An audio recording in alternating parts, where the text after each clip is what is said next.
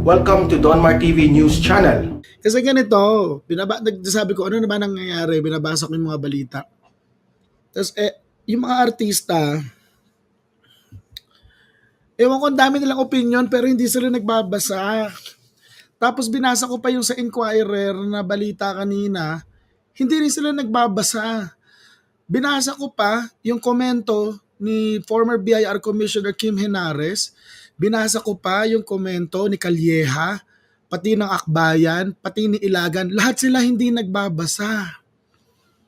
Sabi ko, hindi po pwede yan. Kailangan guys, pagka tinititirahin niyo yung mga Marcos o kahit sino for that matter, kailangan informed ang inyong opinion. Kasi if not, alam mo yun, Hanlon's razor. What's Hanlon's razor? Hanlon's razor says, you should not attribute unto malice what can be sufficiently explained by stupidity. Now, I presume that none of these people think na they are stupid. So I can only surmise, I can only presume na they have nothing but malice. Mali siya lang. Bakit? Kasi hindi sila nagbabasa.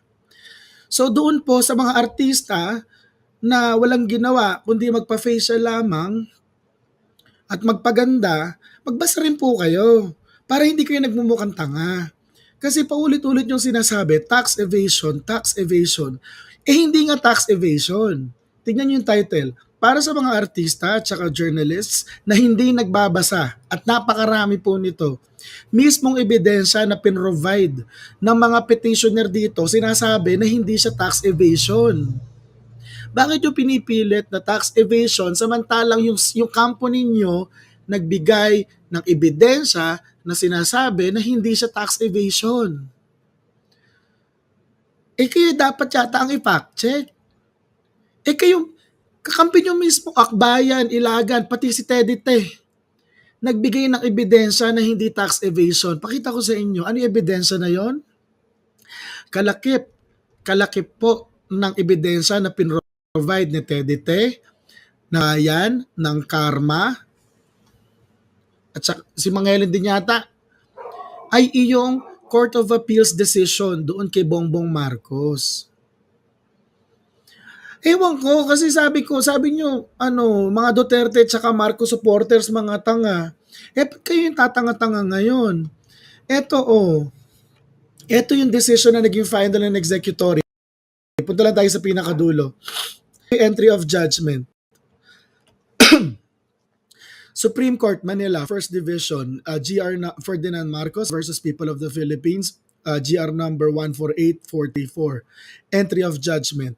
Ito ay para sertipikahan na sa August 8, 2001 na yung resolution rendered sa above entitled case, which reads as follows, achuchu. So basically, ang sinasabi po nito, magiging final and executory yung decision ng Court of Appeals pagdating doon sa tax case ni Bongbong Marcos. Heto yung desisyon ng Court of Appeals na kasi yung mga artista hindi po pwedeng puro chinchansu. Kailangan nagbabasa din kayo. 'Di ba? Cherry pie, basahin mo to. Sino pa ba to? Si Don Chang, lahat na yan. Basahin nyo nga ito. Ayaw nyo na sabihan tanga, itatanga-tanga kayo. Ba't ganun? Okay, eto. Tatanga-tanga, ba't ba ganun? Inquirer. Ba't kayo tatanga-tanga? Sabi, lawyer ka po ba? Hindi. Pero marunong po ako umintindi ng basic na English. At basic na English lang yung laman dito. At sinabi rito, hindi tax evasion. Bakit tatanga-tanga? Special Third Division, People of the Philippines versus Ferdinand Marcos. CAGR, CR number 18569. Members, Paras, Tayo, Haguros, Agkawili. Promulgated October 31, 1997. Naging final and executory 2001 per entry of judgment ng Supreme Court. Baba. In-highlight ko para sa inyo. Eto.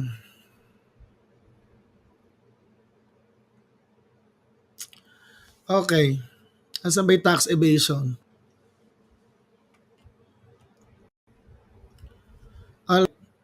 Eto, dito tayo.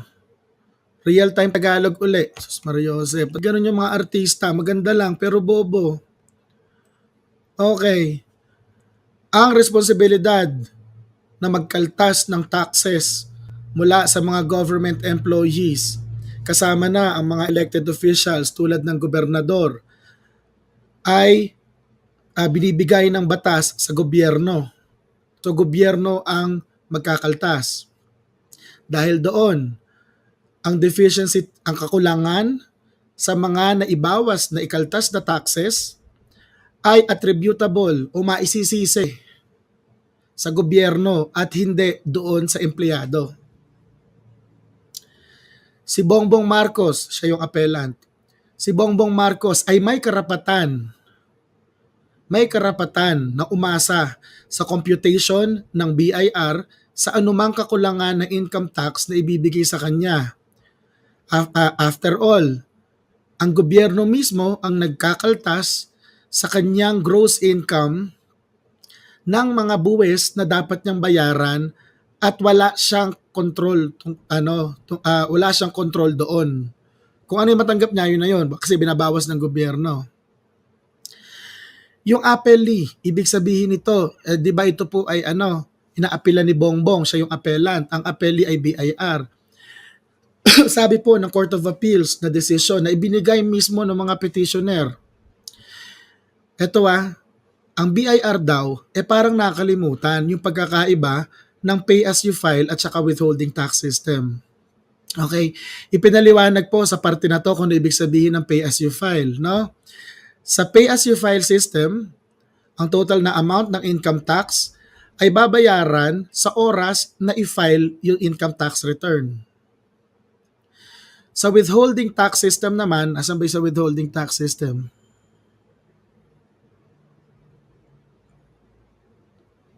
Ito, sa withholding tax system, ang taxpayer ay hindi lamang basta dinideposit yung pera na binawas sa kanya ng commissioner, na winitheld from him with the commissioner, but performs and extinguishes his tax obligations for the year concerned by contributing to the said withholding tax system. Ano ibig sabihin po nun, guys? So wala na siyang problema sa tax niya kasi withhold na. Wala na siyang tax obligation. Kaya kung magkamali, mag-issue dapat yung BIR ng deficiency assessment.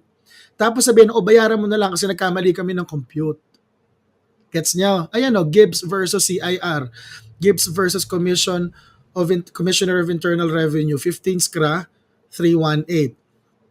Kaya nga raw, doon sa withholding tax system, in the latter case, si Bongbong Marcos ay nakapagbayad ng kanyang tax liabilities doon sa nasabing mga taxable years. Sinabi po ito mismo ng Court of Appeals. Ngayon, eto yung kwento na doon sa pagdating po sa hindi pagbabayad nung kakulangan, yung kulang na yung 'di ba, kulang yung inawa sa kanya ng gobyerno. Si Bongbong ay may karapatan na magkaroon ng notice ng kung ano mang kakulangan sa taxes, meron siya, no? Ngayon eto na. May inilabas na notice daw ang BIR. Ito Ito, kaya ang tanong ay kung whether yung sufficiency nung notice na pinadala ng BIR sa kanyang tirahan sa San Juan sapat. Okay? Ito na. Yung mga notice na ipinadala kay Bongbong natanggap nung katiwala nung bahay August 23, 1991 at September 12, 1991. At the informations were filed in court. Ibig sabihin po neto, guys, hinabla na siya, idinemanda na siya ng BIR September 20, 1991 at October 10, 1991. The informations were filed in court the informations were filed in court between the period anytime between September 20 and October 10, 1991. Yung notice to taxpayer, yung notice na ibinigay kay Bongbong. Binibigyan si Bongbong ng 15 araw mula sa pagkakatanggap ng notice na ipaliwanag yung kanyang side ng kaso.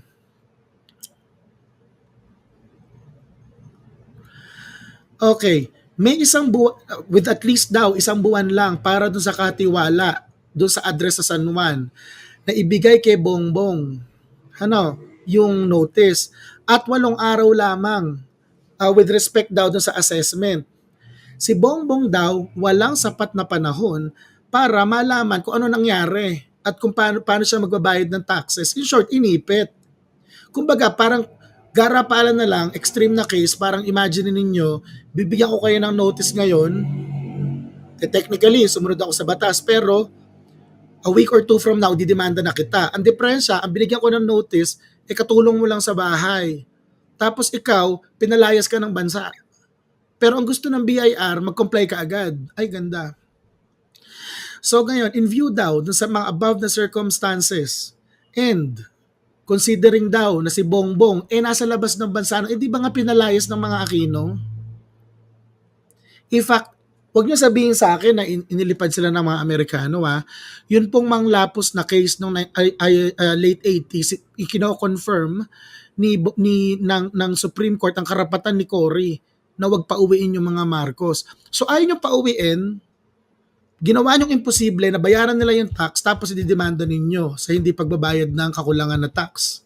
Ganda. At yung kakulangan naman na tax, nagkulang lang dahil mali yung computation ng BIR. Ganda. Therefore, wala silang sapat na panahon, di ba? O yan, no? Therefore, in view daw ng mga pinaliwanag sa taas, at considering daw na si Bongbong nasa labas ng bansa, isang fact daw na alam ng gobyerno, no? At dahil nga doon hindi sufficiently makaka-react doon sa mga notices na pinadala ng gobyerno, di parang wala rin siya oportunidad na natanggap para ipaliwanag yung kanyang side sa kaso at bayaran yung kakulangan na taxes yung kakulangan na taxes na hindi naiawa sa kanya. Kaya siya inakwit. Mismong Court of Appeals decision, sinasabi walang tax evasion. Ulitin ko lang hindi po maaari, ito page 13 ng Court of Appeals decision na ibinigay, nakasama sa ebidensya doon na binigay nila Tedite. Diba, ito nga yung pinaglalabanan nila. Pinigay ito ni Tedite ng Akbayan, ng sino pa ba, Ilagan. Wala daw pong pagtatangka sa parte ni Bongbong Marcos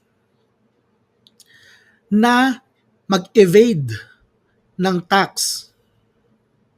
Ayan first line, page 13, first 2 lines. There could be no attempt on Bongbong Marcos's part to evade and defeat the tax. So bakit yung sinasabi na tax evasion ng tax evasion? Kayo mismo yung nagbigay ng ebidensya na hindi siya tax evasion. Ngayon, punta tayo doon sa COMELEC 1D ruling. Ito yung sinulat ni Ferolino, yung na-X pangalan nito, si Guanzon.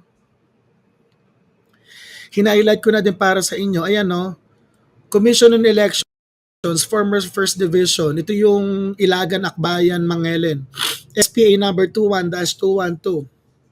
Scroll down tayo, hinighlight ko na rin para sa inyo kung sakaling masyado kayong tamad magbasa. Dahil puro kayo, hindi kayo nagbabasa. Nilinaw pa rito guys, nagkaroon ba ng pandurugas doon sa failure to file income tax return ni Bongbong Marcos? We don't think so. Sa totoo nga lang daw, yung madalas na isite na kaso ng Aznar versus Court of Tax Appeals kinlasify ng Supreme Court na ang failure to file income tax returns ay ibang sitwasyon from a false return and fraudulent return. Ito pa, kinvote pa as NAR versus CTA.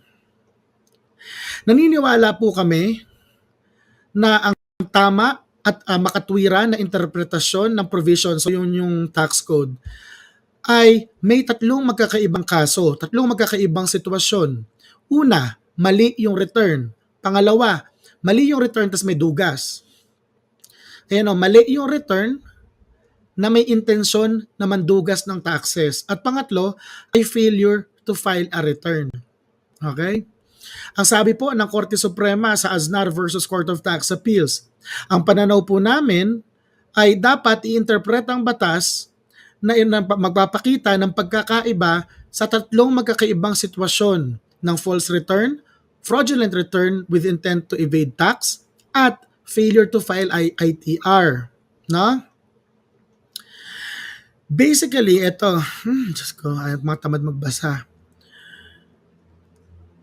That there is a difference between false return and fraudulent return cannot be denied.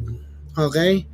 Pinaliwanag po dito sa baba ng COMELEC pa. Sa mismong kung binasa nyo lang, sa hindi pagsasama ng failure to file ITR doon sa dalawa, yung false at saka yung with intent to evade, sa hindi pagsasama ng failure to file ITR doon sa dalawang ibang sitwasyon, ang Supreme Court kinonsider na ang failure to file income tax return ay mere omission on the part of the taxpayer. Kumbaga, hindi lang niya nagawa, pero walang intensyon na manloko. Kaya ayun hindi tuloy, hindi siya nahagip noong mga act na may kasamang fraud that constitute fraud. So, walang pandurugas. Inulit pa nila. Eto, sa Zari versus Flores, inilista yung mga batas na mayroong halong moral turpitude. Isa doon ay evasion of income tax.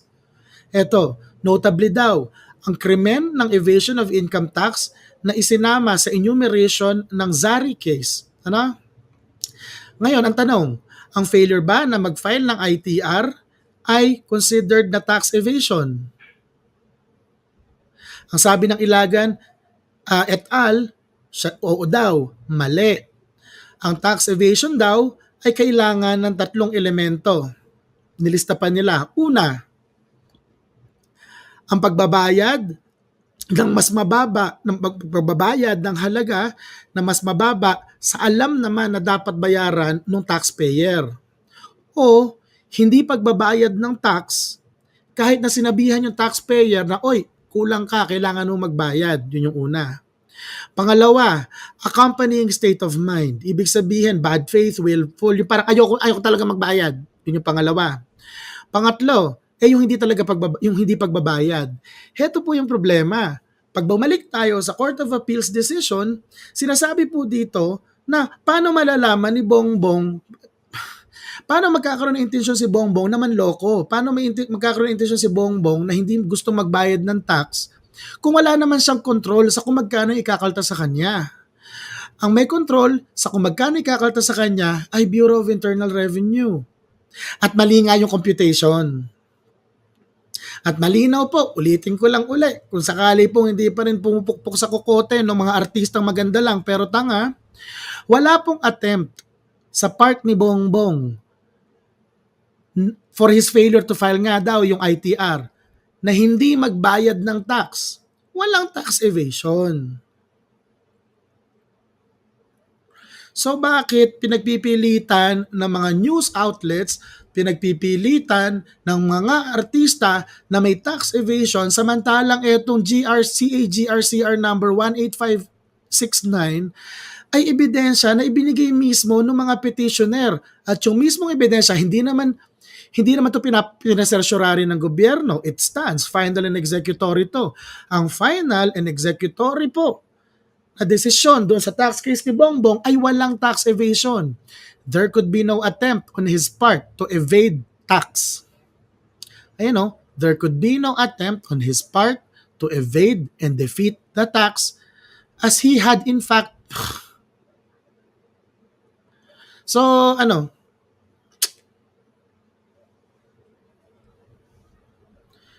ulit ng ulit, tax evasion, mali nga yung compute ng gobyerno. Ang sabi ng Court of Appeals, pag nagkamali ang gobyerno, kulang yung withhold na tax sa iyo, dapat issuehan ka ng notice ng assessment na, oy, kulang yung naikaltas namin, bayaran mo yung kulang. Ang diferensya nga lang, isinerve nila yung assessment na yon habang pinalaya sila Bongbong sa Pilipinas sa panahon na hindi pa usaw internet noon. May internet na ba sa Pilipinas noong 1990, 1991? Tigilan nyo ako, pwede bang i-email na lang sa kanila yon? Bukod pa doon, tandaan niyo pa po guys, wait, 2 . 2 Ay.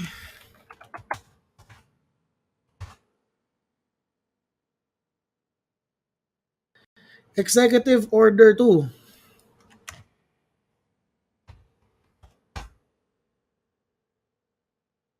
PO2 ba yun? PO2.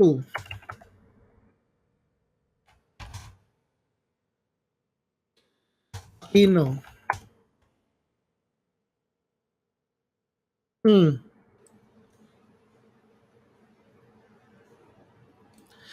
Eto pa. Tapos, nagkulang na nga, nagkamali na nga ng computation yung gobyerno, inipit nyo na nga inipit nyo nga sila Bongbong dahil gusto nyo magbayad habang abroad. Tapos, hindi nyo pa minention dito na noong March 12, 1986, or just a few days bago yung deadline ng filing ng income tax return noong 1986, finreeze nyo yung pera ng mga Marcos. Finreeze ni Cory Aquino. Ito regarding the funds, monies, and assets, yada yada. Ito, whereas. Now I, therefore, Corazon C. Aquino, President of the Philippines, hereby freeze all assets and property sa Pilipinas kung saan si former President Marcos o kanyang asawa si Imelda Marcos, ang kanilang mga malalapit na kamag-anak,